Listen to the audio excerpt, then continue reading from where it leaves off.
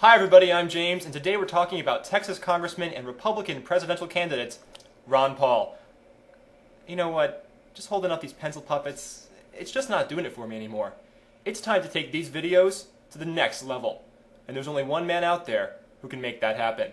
Congressman Ron Paul, thank you so much for joining me. Thank you. In my dorm room. And first I just want to say that this is the first presidential candidate, or the first interview ever, to be conducted with a presidential candidate from a college dorm room. Yeah. So I just want to congratulate you. Today we're making history. First, I wanted people just to find out who is Ron Paul. So why don't you tell me a little bit about who you are and kind of what an ideal America for Ron Paul looks like.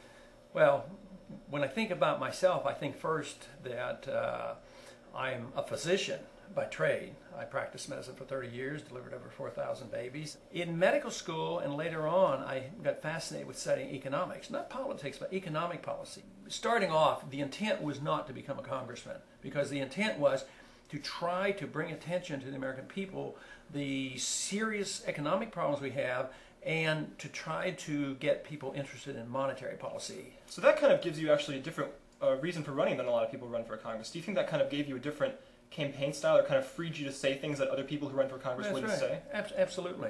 And I think that may be the case in this campaign as well. You've written a book actually called The Foreign Policy of Freedom. Is that correct? That is correct. So just paint us the broad picture first. What is a foreign policy of freedom? What would a Ron Paul presidency look like in those terms? Yeah, in foreign policy it would be close to what the founders advocated. They kept talking about non-intervention, that we wouldn't be the policemen of the world, that we wouldn't get involved in the internal affairs of other nations, we wouldn't be nation builders, and that we would have a strong national defense. What would you have done with regards to Afghanistan after 9/11? How did you vote on that? We had one specific vote, not so much Afghanistan as given the president the authority to go after those individuals who were responsible for 9/11. Right. Yeah. But instead of pursuing the Al-Qaeda like we asked the president to do, he dropped the ball. He didn't fight Tora Bora. He turned that over to the Pakistanis, and then went into Iraq. In Iraq, had nothing to do with 9/11.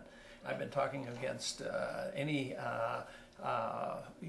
effort to do the same thing in Iran. We're not likely to invade Iran, but there's a likelihood that Iran is going to get bombed and that we're going to work toward regime change. We're putting on sanctions. All these things are acts of war. It annoys me to no end for the president to say, as well as most of the candidates, Republicans and Democrats, no options should be taken off the table, including a nuclear first strike in a country that doesn't even have a military, a country that's incapable of attacking us. Isn't it just a good thing to do to let Congress maybe be a little more flexible in what it does, because it has to meet challenges that the founders would never have anticipated in the Constitution, with the elastic clause? Yeah, and we have room for that, and that's called amending the Constitution. Okay. And when you change the Constitution just by ignoring it, you're in big trouble. We ignore the admonition that only gold and silver can be legal tender. If we have a big mess financially that's going to get much worse.